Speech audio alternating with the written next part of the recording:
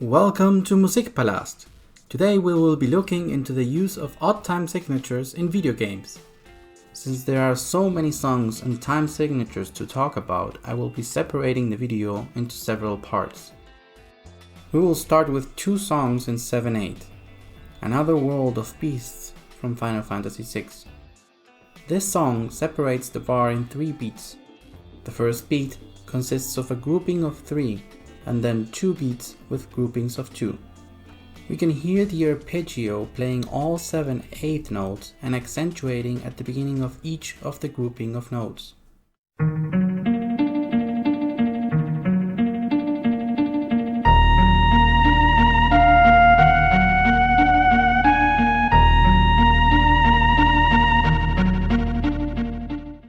Next, we have Suicide Mission from Mass Effect 2.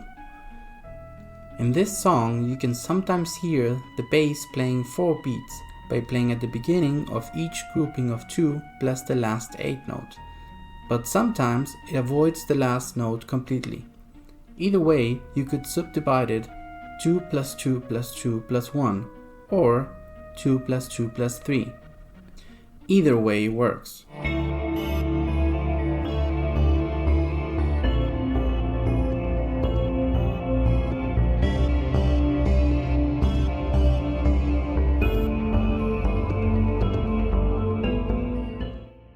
Our next song is in 5/4, Don't Be Afraid from Final Fantasy VIII. This theme separates the 5/4 bar into 4 beats. The first 2 consist of groupings of 3 eighth notes and the last 2 of groupings of 2 eighth notes. Like we mentioned in the other video about odd time signatures in movies, this pattern is sometimes called the 5/4 clave.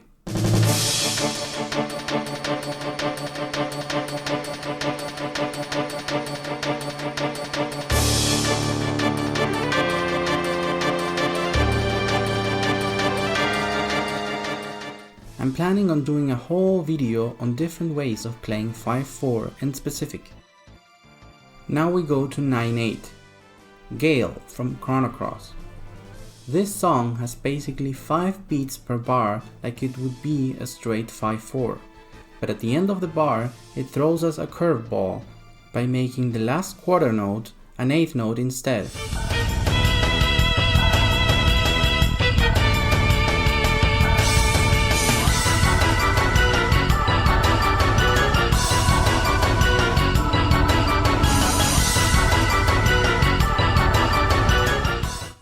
Ambush Attack from Final Fantasy IX. This song is in 9/4, but I think it is easier to understand it if we read it as 2 bars, one in 4/4 and one in 5/4. Just as a side note, it can be written in 9/4 and it would still be correct, but I think that when reading a time signature in 9, most musicians would think of it first as a ternary time signature.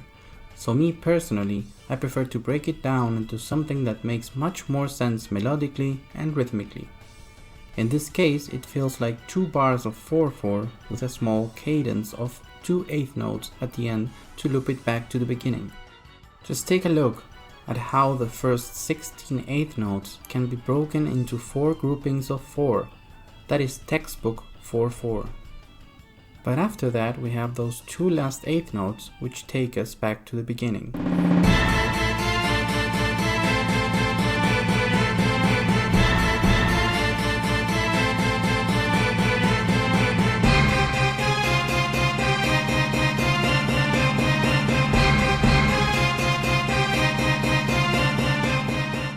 Now we will start with the weirder ones. Winning Results from Mario Kart 64. This theme is in 11/8. To understand this one better, it's easier to think of it as 2 plus 2 plus 3 plus 2 plus 2. The best way to follow it is to pay attention to the bass. Every quarter note it plays is the beginning of each grouping.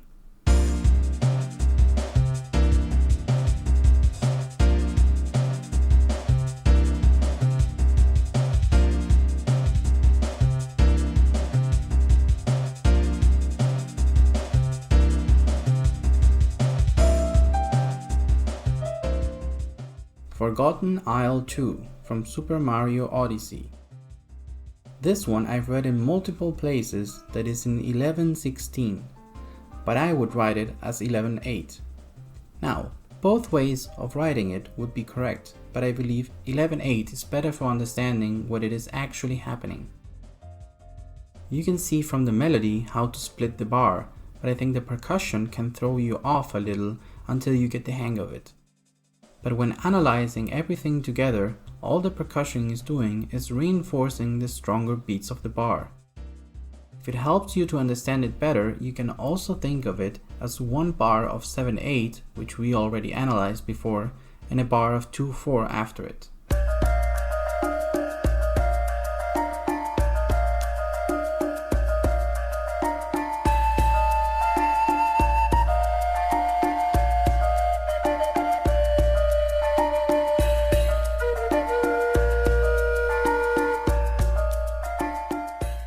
Weapons Factory from Super Mario RPG. This one is in 13:8.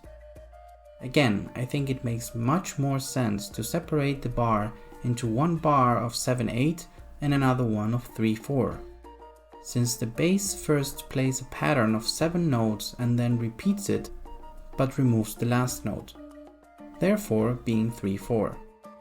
Yes, at the end of the day, we can write it into only one bar of 13/8, but it is always better to write music in a way that makes the most sense for the people who are reading it.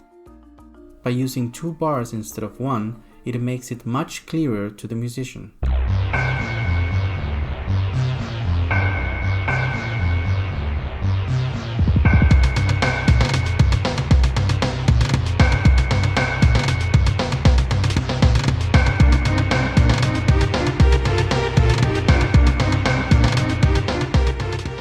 Now we go to the most complicated time signature in this video. Ganondorf battle theme from The Legend of Zelda: Ocarina of Time. This song is in 23:16. Like all the last songs we heard, I think it also makes sense to split it into 2 bars. One of 13:16 and one of 10:16, or 5/8. The first bar is divided into 4 beats and the second one into 3 beats. First bar would be 3 plus 3 plus 3 plus 4, and the second bar would be 3 plus 3 plus 4. As you can see, each grouping of 3 consists of the same 3 notes, and each grouping of 4 consists also of the same pattern of 4 notes. Just like the last example, there is a correlation between the first bar and the second bar. They are almost the same, but the second bar removes one of the groupings of 3 from the beginning. Therefore, I think it makes more sense to divide it into 2 bars.